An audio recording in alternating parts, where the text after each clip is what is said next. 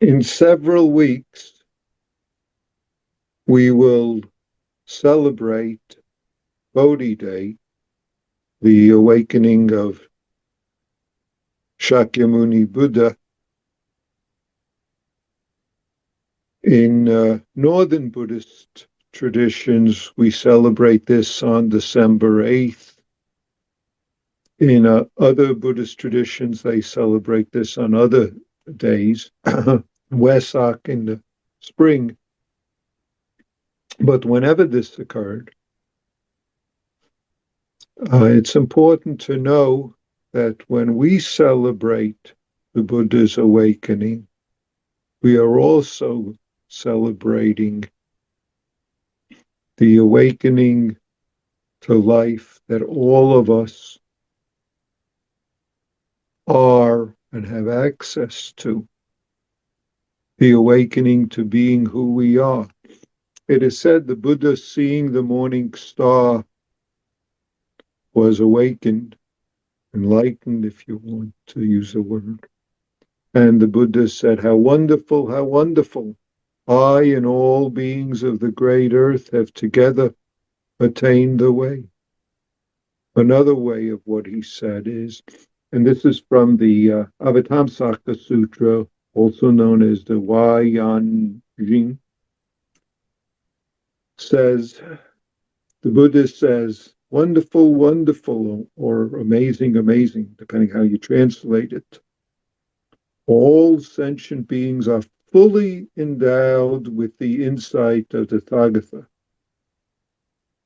Or there's no place where the prajna, insight of the Tathagata, doesn't reach, because there's not a single sentient being that is not fully endowed with the wisdom of the Tathagata. Not a single sentient being. Unfortunately, because of deluded thinking, erroneous views and attachments, we can call it, we people, sentient beings, do not see it. And because we don't see it, because we believe our deluded thoughts, we suffer. As soon as deluded thinking, grasping ceases, then the insight and the wisdom of who we are manifests of itself. We don't have to go looking for that.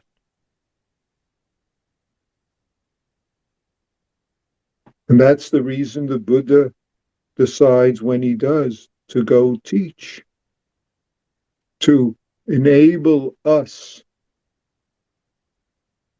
That's the reason practice is to enable us to cease holding or clinging to the deluded thoughts or attachments or views that get us in trouble. We don't have to go seek something else from somewhere else, because from the beginning we are fully endowed with this wisdom. It is who we are. It's not something extra. And yet we have to cease over and over these habits that get us in trouble. The habits, the views, the attachments that seem so natural. You don't have to go digging around for anything. Practice is very simple. Views, attachments pop up of themselves. When they pop up, if we have the capacity and ability to see them and then to cease clinging to them, right there everything is taken care of. Right there, all the Buddhas and Bodhisattvas of the various realms are evident for us in our life exactly as it is. So, sutras, practices are to enable us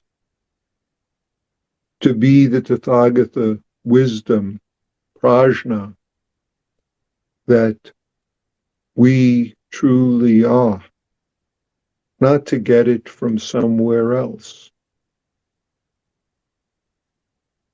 As the sutra says, this spontaneous insight, unobstructed view, insight, or what we are fully endowed with. And yet, we're also, what should I say, sadly, seem to regularly be endowed with ways to blind ourselves with attachments that seem natural and true. Each of us are the experts on what is so in our life, or let us say differently, what attachments seem true to us, what habits of mind seem natural. Don't have to get rid of them, just keep seeing them for what they are. Of themselves, we then are not obstructed by them. Just as we're not obstructed by sounds that arise and pass, so too we could cease to be obstructed by attachments if we see them for what they are. And it takes the, what I call it, the brave courage to be willing to notice them as and when they arise.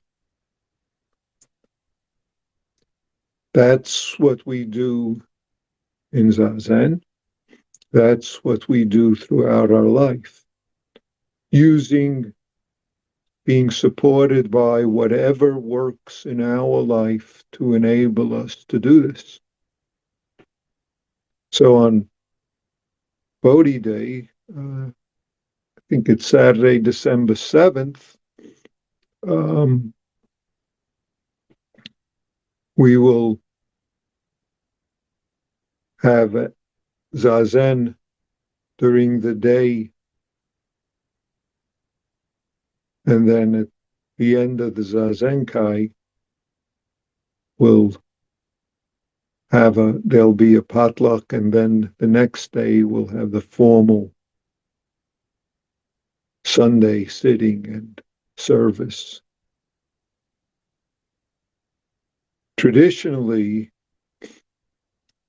there would be, if we were doing a monastic schedule, there would be an 8-day session leading up to this.